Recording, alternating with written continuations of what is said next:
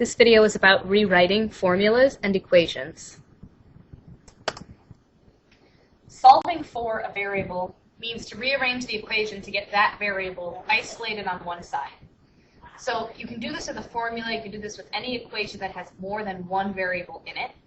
You won't be actually solving for the value of the variable, but you can get an expression for the variable by getting it by itself on one side. That's what isolated means, right? Isolated means by itself on one side. So in this equation, c equals 2 pi r, you might recognize this as the circumference formula for a circle. There are two variables. There's a c in it and there's an r in it. I want us to rearrange this equation to get r by itself. So I have to tell you which variable to get by itself. In this case, c is already by itself. So the one I want you to get by itself is r. So I might show it with a semicolon and then the letter that I want you to get by itself. So to rearrange this equation to get r by itself, I need to have r alone on one side of the equation. It's on the right side of the equation right now. I'm going to leave it on the right side of the equation. I just need to get rid of that 2 pi that's in front of it so that r will be alone. Because this is all multiplication, 2 pi times r, I want to do the opposite operation, which is going to be division. And I can divide by 2 pi in the same step, and then I have to do the same thing on the left side of the equation that I do on the right. So I'm dividing both sides of this equation by 2 pi. The 2 pi on the right side of the equation will cancel out, give us a 1. So on the left side of the equation, I have c over 2 pi. There's nothing I can do to further simplify that. And on the right side of the equation, I now have r by itself and isolated. So I have solved the equation for r by getting it alone. And the expression for r is c divided by 2 pi. Sometimes it gets a little more complicated if you have a fraction involved. So here it has b as the variable that I'm trying to isolate. And I need to get rid of the 1/2, and I need to get rid of the h, so that b will be by itself on the right side of the equation. My recommendation to get rid of the 1/2, and do that first, is to multiply both sides of this equation by 2. If you multiply this side of the equation by 2, you'll get 2a. And if you multiply this side of the equation by 2, the 2 will simply cancel out with the 1/2, because 2 times 1/2 is 1. And then you'll have a 1 in front, which we don't need to show. So you've gotten rid of the 1/2 by multiplying the other side of the equation by 2. Now we have bh, but I want only b alone. So because this is multiplication, to get rid of the h, I'm going to divide by it. And of course, I have to do the same thing to both sides of the equation. On the right, the h's will cancel. And on the left, I get the expression 2a over h equals b. So I isolated the variable b, and the expression is 2a over h. In this equation, I have area equals pi r squared. This is for a circle, and it's asking me to isolate the r. The additional trick here is that we have an exponent on the r. And it says in my little hint box, the opposite of the second power is the square root. So let's address that when we get to that step of the equation. I want to get r by itself. It's on the right side. I'm going to leave it on the right side. And I'm going to get rid of everything else that's on the right side. Easiest thing to get rid of is the pi. To get rid of the pi, it's multiplied by the r squared, so I'm going to do the opposite of multiply, which is divide, which will cancel it out from the right side of the equation. We'll have area divided by pi equals r squared. So this time I couldn't get rid of the pi and the squared in the same step. I can get rid of the second power now using my hint, because the opposite of the second power, remember we're trying to do the opposite operation, is something called a square root. So a square root looks like this, right? It's a radical. We used it in the distance formula. And then we're going to do that to both sides. What that accomplishes on the right is canceling out the squared, basically, because the square root of something that is squared is just that something. So the square root and the squared cancel each other out. And on the right side, we're left with just r. On the left side, there's really no further way to simplify it, so we just leave it as the square root of a over pi. And for the sake of this assignment, we're going to leave it with the square root on the top and bottom like that. The expression for r is the square root of a over pi. You can use the same approach when you're trying to rearrange a linear equation. So these equations are going to come up a lot in the next couple of chapters. This is the equation of a line.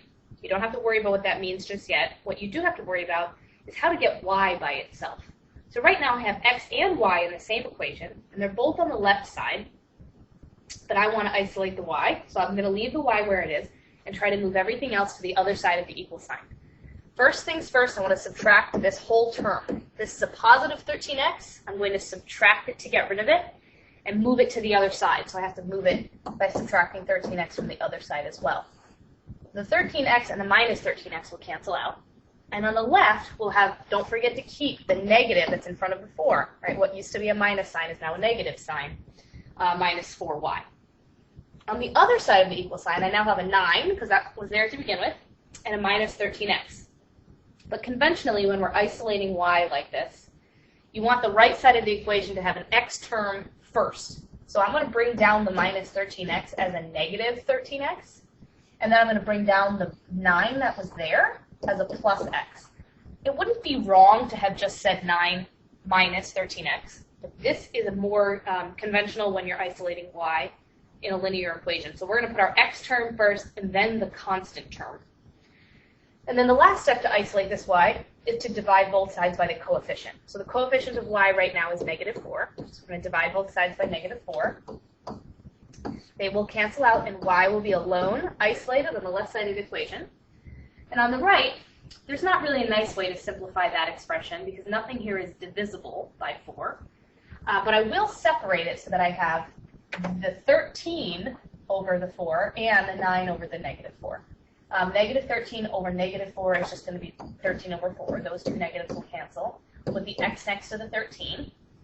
And then we have minus 9 over 4. So see how the 4 goes to both of the numbers. And then just make sure you know where that minus came from. Because this had been a positive 9 divided by negative 4, the negative sticks. So rather than showing it as plus a negative, I just show it as a single minus sign. So simplify the expression as much as you can on the right side and make sure that your x term comes first and then your constant term. Two formulas that we learned previously to rearrange are the distance formula and the midpoint formulas. The distance formula looks pretty confusing, especially when you're asked to isolate something that's inside of it. So we want to isolate this x sub 2, right? It says that over here, that's what we're trying to isolate. That 2 underneath that x there, make sure you know that's just a little notation, right? That's not a mathematical operation. It's just a little notation that tells you this is the second x, as opposed to the red one, which is the quote-unquote first x, right? So we've got first x and second x. So they want us to isolate the second x, the blue one. And I'm going to read my hint. The opposite of the second power is the square root. The opposite of a square root is the second power. So of course that relationship works both ways. The reason why that is important right at the beginning is because to get inside to where this second x is, I need to remove the whole big square root that's around this whole thing. I can't get in there unless I remove the square root. Because of my hint, it says the opposite of the square root is the second power. Look at where I'm going to put the second power. Outside of the whole thing. So the entire right side of the equation, I'm going to put the second power on there. And then, of course, I have to do that to the left side of the equation as well. Well, now the left side just says b squared. No big deal there. And the right side, the square root, one big giant square root, will actually cancel out with the squared that you just put on it. So now what we have on the right is parentheses x2 minus x1 squared plus parentheses y2 minus y1 squared. So we didn't simplify it much, but we did get rid of the square root. So now we can start moving things to the other side of the equation to isolate that x2 that I'm trying to get alone. This whole expression, y2 minus y1 to the second power, has a plus sign in front of it. Therefore, I can subtract it. I'm just going to subtract the entire expression with the parentheses around it and everything, and just move it to the left side of the equation. So the left side of the equation is getting a little bit more confusing and a little bit longer. Now has a d squared in front, a minus y2 minus y1 squared. Okay. On the right side of the equation, now I'm just left with this parentheses.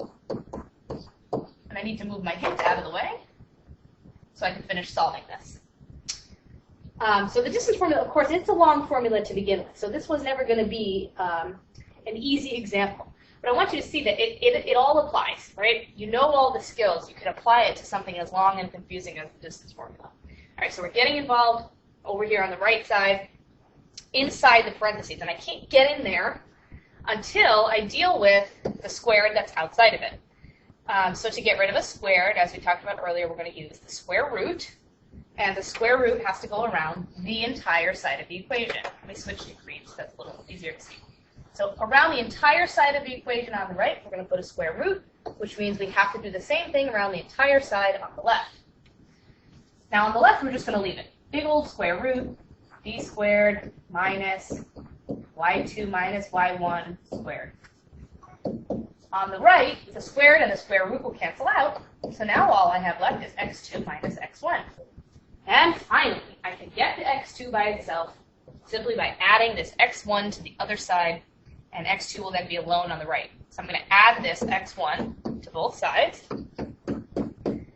and just be very careful that on the left, you have a big thing that's in a square root, y2 minus y1, quantity squared. And then you have this plus x1 that you're just sort of going to stick on the end. And on the right, we have x2, which was what we were trying to isolate all along.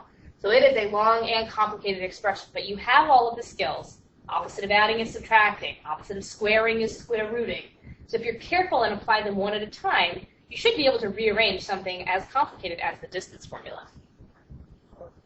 Midpoint formula is not nearly so bad. Let's say I wanted to isolate the x2 here.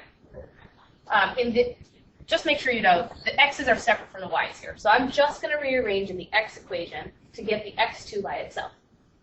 I'm going to start by getting rid of this fraction. So I'm going to multiply, like I did earlier, both sides by 2. So this side by 2 and this side by 2. On the left, I'll end up with 2. X sub m, which means the x midpoint. X is the midpoint. On the right, I'll end up with no fraction anymore, because the 2 that we're multiplying by will cancel out the 2 from the denominator. So now on the right, I just have x1 plus x2, which used to be on the numerator of the fraction, and now there's no more fraction anymore, because I multiplied the other side by 2. So to isolate the x2, I just have to subtract this x1, and on the left side, it'll say 2x sub m minus x sub 1. Because those two x's have different labels on them, I really can't combine them at all. They're like totally different things. So that's as simple as it's going to get. And you could, of course, rearrange the y equation just exactly the same way. So rearranging midpoint is not nearly as bad as rearranging the distance formula. You're going to have to apply the midpoint one to questions like this. So if I give you a midpoint of a line, so here's CD, it's a line segment. I'm giving you the coordinates of the midpoint, and it's actually graphed right here, -2, 1. And I'm giving you the coordinates of one of the endpoints, which is -5, 7. What are the coordinates of the other endpoint, D? And D is not on this picture anywhere, but if we had to put it somewhere, it would be down here someplace, right? So it's on the other side of M. It's the same distance away as C is, but on the other side. And the question is, where is D? Now, if you have the graph provided like this, you could just count to figure out where it is. But you can also use algebra using the skill that we just had on the previous slide. If you use the equation for midpoint and plug in the information that you know, let's see how we can apply the skills from this lesson. So I know that the midpoint is -2, 1. The x value from that is -2. So that's what I'm going to use in the formula that I just wrote up here, because I have the x formula, and I want to use the x value from the point. So the x value of the midpoint is -2. That means xm, that's -2. The x value from, or x sub 1, right? The x value from the first point is going to be this x value, -5. I don't know the other x value. That's what I'm trying to find, right? The x value from the second point. And of course, in the formula, it says divided by 2. Well, now I can just rearrange this equation using the skills we practiced earlier. So I'm going to isolate this x2 and solve for x2. I'll multiply both sides by this 2 to get rid of it from the fraction. 2 times -2 is -4. On the right side, we have just the numerator. And now I'm going to add 5 to both sides and figure out that 1 equals the x-coordinate of the second point. And then just repeat that process for the y values. So y sub m equals y1 plus y2 over 2. Plug in what we know. We have a y value of 1 for the midpoint. We have a y value of 7 for one of the endpoints. We don't know the y value for the other endpoints. We leave it as y2. And of course, this fraction is over 2. To solve the equation, we multiply both sides by 2. So it ends up being 2 equals 7 plus y2, and then solve for y by subtracting the 7. So negative 5 equals y2. So the coordinates of the midpoint are going to be not the midpoint, the coordinates of the other endpoint are going to be 1 from over here and negative 5 from over here. And you can check that on the graph, which we have provided over here, by going to 1, negative 5, and seeing that sure enough, that's where the location of D, the other endpoint, is going to be. And that is all.